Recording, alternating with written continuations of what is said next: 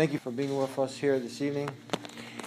My objective here with my talk is to awaken the hearts, to help to stimulate and motivate everyone in this room to stop, ponder, and reflect on these key and important points that I'm going to mention, on what's it all about? What's the purpose of my life? And why am I here? And where am I going when I depart from this beautiful place? It doesn't make sense that everything in this room that we can see, that we can observe, has a purpose, but the human being doesn't have a purpose. I challenge everybody in this room to find me one thing that doesn't have a purpose, inside the room and outside the room. If we ended up on the moon, we'd want to know why we were here. Maybe they might be a Starbucks, I go get a Frappuccino, a cappuccino, take a little break, get myself together, but then I'd be on the hunt to figure out, why am I on the moon? Let alone, why am I on this earth? If you ask somebody at the bus stop, where are you going? And they said, I don't know. You think that's a problem? If somebody at the university was asked, what are you doing here? And the person didn't have a clue, that'd be a problem. So my objective here is to awaken the hearts and the minds to contemplate and to think on these very important points on why am I here? What is my purpose? Now, I got to ask this question to an elderly individual in his 70s. And I asked him, young man, being facetious, I want to benefit from your years of experience and your wisdom. Would you allow me to ask you a question? And he said, sure, young man, go ahead.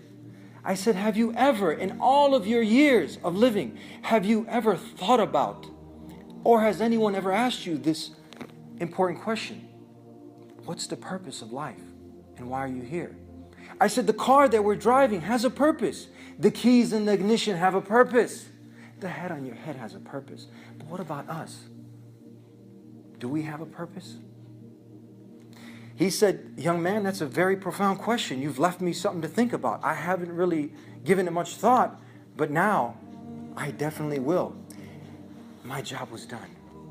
And that is my objective here with you guys today, to leave you with something deep and profound to think about. Some people might say, well, I figured this one out, Eddie. It's to make a lot of money.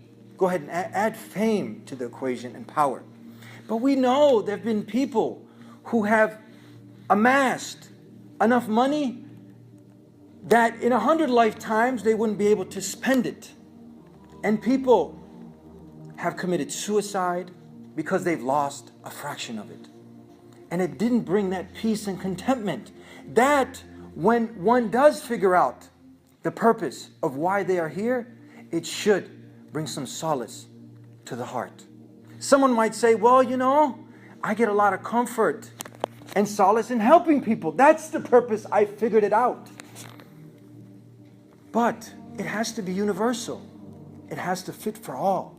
Because there are some people who can't even help themselves, let alone help other people. Like a person in a wheelchair, someone who's blind, someone who's handicapped. Someone might say, you know what? It's to start a family. It's to have a lot of kids. Now, someone might object, say, you know, I've been there, done that. And she took half of it and I don't have any more to give. Or someone has tried to remarry and they just can't. So it has to be something that's universal, and it has to be a fit all for all. So my objective here is to awaken the heart and that voice deep down inside, and to start to ask, because design indicates a designer. And we would go back to the manufacturer of the car to ask how to operate all these fancy little gadgets on the iPhone and the iPad and the iMac. So, if I can do my small little part and give that advice for each and every one of us to stop, ponder, reflect, and to think, and to awaken the heart and that little voice inside, and to ask the designer who designed all this, what's my purpose? What's it all about? Why am I here? Thank you very much.